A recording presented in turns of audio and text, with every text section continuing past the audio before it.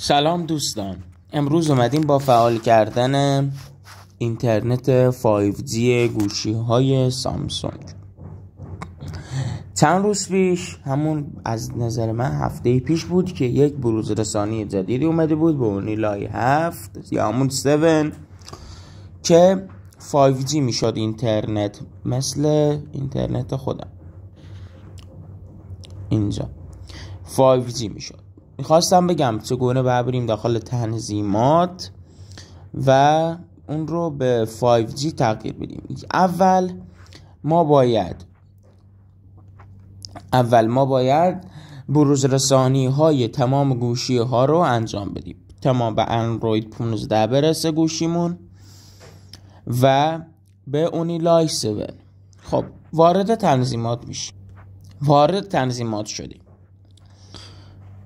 روی اتصالات، مدیریت سیم کارت، شبکه های تلفن همراه.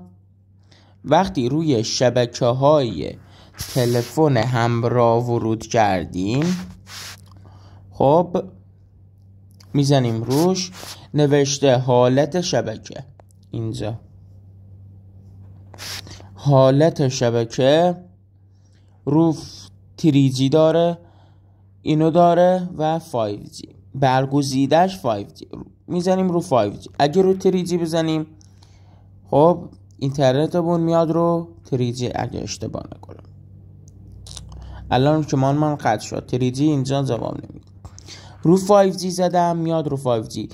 بچه‌ها بستگی به اینترنت هم داره.